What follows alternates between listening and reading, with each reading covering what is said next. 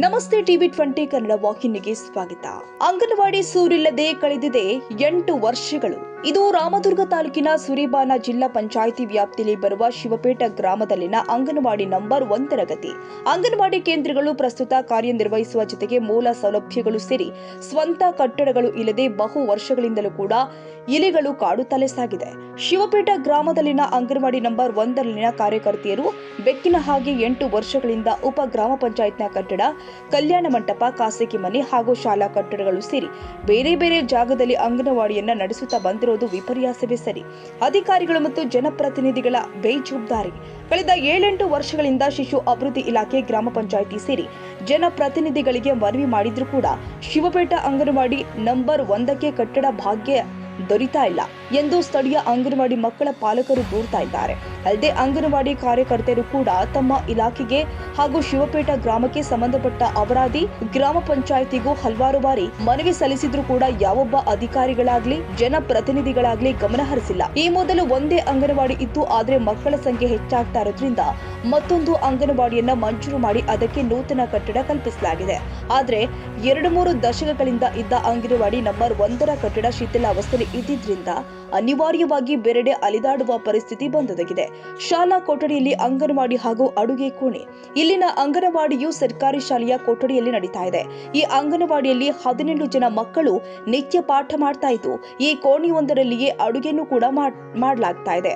ಅಡುಗೆ ಮಾಡ್ತಾ ಇರುವ ಸಂದರ್ಭದಲ್ಲಿ ಯಾವುದಾದರೊಂದು ಮಗು ಅಲ್ಲಿ ಹೋಗಿ ಗ್ಯಾಸ್ ಒಲೆಯ ಮೇಲೆ ಮಾಡಲಾಗ್ತಾ ಇದೆ. ಗ್ಯಾಸ್ ಒಲೆ, ಬಿಸಿಯಾದ ಪಾತ್ರೆ ಹಾಗೂ ಸಾಧಕ ಸಲಕರಣೆಗಳನ್ನ ಹಿಡಿದು ಮಕ್ಕಳಿಗೆ ಏನಾದ್ರೂ ಅನಾಹುತವಾದ್ರೆ ಯಾರೇ ಹೊಣೆ?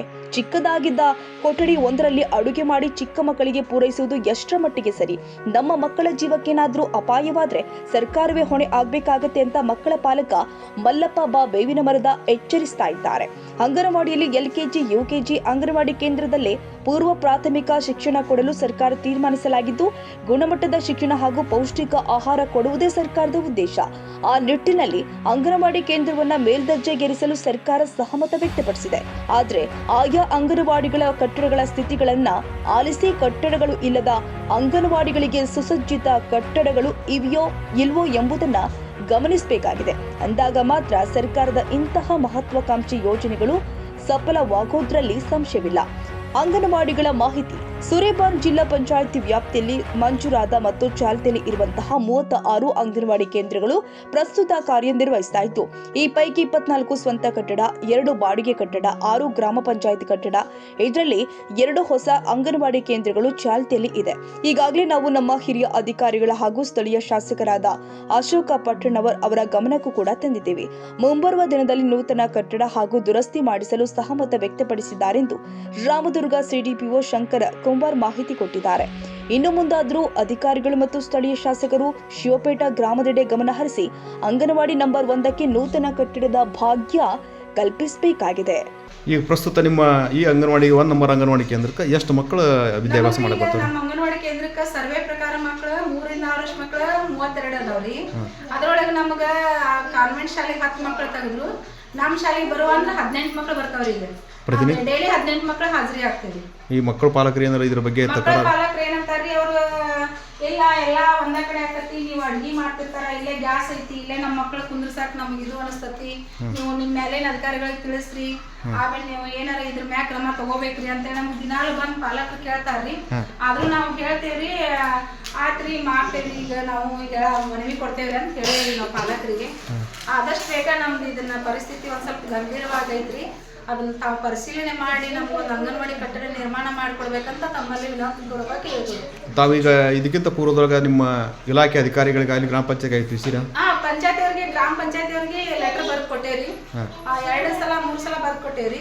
ನಮ್ಮ ಇಲಾಖೆ ಜೊತೆನೆ ಮಾತಾಡೇವ್ರಿ ನಾವು ಅದ್ರ ಬಗ್ಗೆ. ಅವರು ಈಗ ಬರೋ ಇದ್ರೊಳಗ ಕ್ರಮ ತಗೊಂಡೇ ಕೈಕೊಂಡೇವ್ ಅಂತ ಹೇಳ್ಯಾರ್ರಿ. ಯಾರ್ರಿ?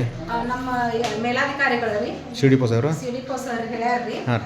ಆತ ನಿಮ್ಗೆ ಅದ ಅಂಗನವಾಡಿನ ನಿಮ್ಗೆ ಹೊಸದಾಗಿ ನಿರ್ಮಾಣ ಮಾಡ್ಕೊಡ್ತೇವಿ ಅಂತ ಹೇಳ್ಯಾರಿ. ಗ್ರಾಮ ಪಂಚಾಯತ್ ಅವ್ರು ಹೇಳ್ಯಾರ್ರಿ. ಈಗ ಆದಷ್ಟು ಬೇಗ ನಮ್ಗೆ ಅನುಕೂಲ ಮಾಡ್ಕೊಡ್ಬೇಕಂತ ತಮ್ಮ ವಿನಂತಿಪೂರ್ವಕ ಕೇಳ್ಕೊಡ್ರಿ. ವೀರೇಶ್ ಬೆಣಚಿನ ಮರಡಿಮಠ್, ಕರ್ನಾಟಕ ರಾಜ್ಯ ಮುಖ್ಯಸ್ಥರು, ಟಿವಿ20 ಕನ್ನಡ ನ್ಯೂಸ್, ರಾಮದುರ್ಗ. ಕನ್ನಡಿಗರ ಮೆಚ್ಚಿನ ನಿಮ್ಮ ಟಿವಿ20 ಕನ್ನಡ ವಾಹಿನಿ ಇದೀಗ ಟಿವಿಯಲ್ಲಿ ಲಭ್ಯ. ಕರ್ನಾಟಕ ಮತ್ತು ದೇಶ ವಿದೇಶದ 360 ಡಿಗ್ರಿ ಸುದ್ದಿ ವಿವರವನ್ನ ಪಡೆಯುವುದಕ್ಕೆ TV20 ವಾಹಿನಿಯನ್ನು ಲೈಕ್ ಮಾಡಿ, ವಿಡಿಯೋಗಳನ್ನ ಶೇರ್ ಮಾಡಿ, ಕಮೆಂಟ್ ಮಾಡಿ, ಸಬ್ಸ್ಕ್ರೈಬ್ ಮಾಡಿ.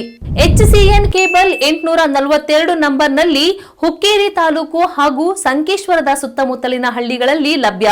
PCN ಕೇಬಲ್ 129 ನಂಬರ್ನಲ್ಲಿ ಹಾರುಗೆರೆ ಸುತ್ತಮುತ್ತಲಿನ ಹಳ್ಳಿಗಳಲ್ಲಿ ಲಭ್ಯ.